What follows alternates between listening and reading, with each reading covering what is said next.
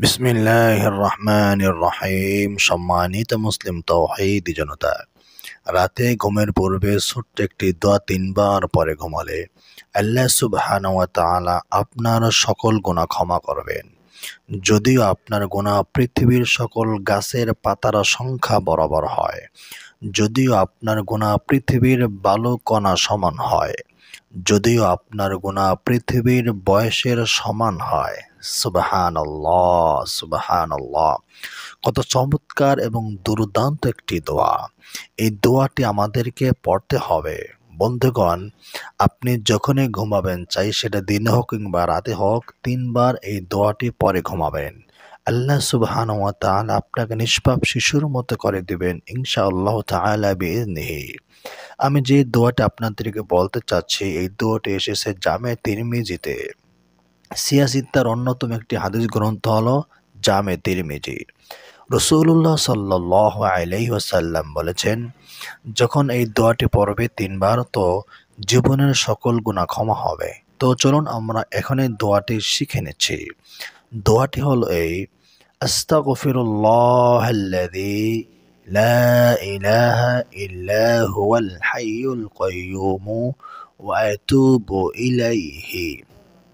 আবার বলছি, আস্তাগফিরুল্লাহাল্লাযী লা ইলাহা ইল্লা হুয়াল হাইয়ুল কাইয়্যুম ওয়া আতুবু ইলাইহি। বন্ধুগণ, এই দোয়াটি মাত্র 3 বার পড়বেন। আর হ্যাঁ, এই দোয়াটির মধ্যে যে অর্থ নিহিত আছে সেটাকে কিন্তু আপনাকে অন্তরে লালন করতে হবে। এই দোয়াটির অর্থ হলো আস্তাগফিরুল্লাহ, আমি আল্লাহর কাছে মাপ চাচ্ছি। আল্লাযী লা ইলাহা, যে আল্লাহ ছাড়া কোনো ইলাহ নেই, কোনো প্রভু নেই। আল হাই, যিনি চিরঞ্জীব, যিনি জীবিত। আল কাইয়্যুম, যিনি নিজেই প্রতিষ্ঠিত। ওয়া আতুবু ইলাইহি, এবং আমি তার কাছে তওবা করছি, তার কাছে আমি ফিরে আসছি। বন্ধুগণ, এই দোয়াটা আপনাদেরকে পড়তে হবে। অতীতের গুনাহের উপর লজ্জিত হয় এবং ভবিষ্যতে কোনো গুনাহ করা যাবে না, এই কথা অন্তরে জাগ্রত করে। আপনি যখন অতীতের গুনাহের উপর লজ্জিত হবেন, অনুতপ্ত হবেন, কান্নাকাটি করবেন এবং ভবিষ্যতে গুনাহ করবেন না, মনে মনে দৃঢ় সংকল্প করবেন আর এই দোয়াটি মৌখিকভাবে পড়ে নেবেন, তবেই আল্লাহ তাআলা আপনাকে নিষ্পাপ শিশুর মতো করে দিবেন। আপনি ঘুমের আগে পরে ঘুমাবেন, ঘুম থেকে উঠে দেখবেন আল্লাহ তাআলা আপনাকে নিষ্পাপ করে দিয়েছেন। এই রমজান মাস হচ্ছে গুনাহ মাফের মাস। এই রমজান মাস হচ্ছে নাজাতের মাস, মাগফিরাতের মাস, জান্নাতি হওয়ার মাস। তাই আমাদেরকে এই দোয়াটি দিন আর রাতে সবসময় পড়তে হবে এবং বাকি 11 মাসও আমাদেরকে এই দোয়াটি পড়তে হবে। এই দোয়াটি আপনি শিখুন, আপনার আপনজনকে শিখান। আল্লাহ তাআলা আমাদেরকে এই দোয়াটি রমজান মাস সহ সারা বছর পড়ার তৌফিক দান করুন, বলুন আমিন।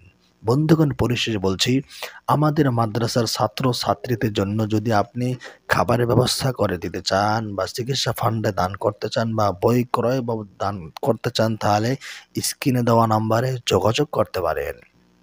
পরিশেষে দোয়া করেছি, যারা আমাদের প্রতিষ্ঠানের জন্য দান করেছে আল্লাহ তাআলা তাদের দান কবুল করেন, যারা করতেছেন তাদের দান আল্লাহ তাআলা কবুল করেন, এবং যারা দান করবেন ভবিষ্যতে আল্লাহ তাআলা তাদের দান কবুল করেন।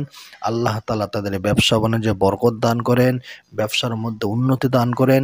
আল্লাহ তাআলা তাদের পরিবারকে ভালো রাখেন, বালা মুসিবত থেকে রক্ষা করেন, রোগ শোক থেকে মুক্তি দান করেন। আমিন। আসসালামু আলাইকুম ওয়া রাহমাতুল্লাহি ওয়া বারাকাতুহু।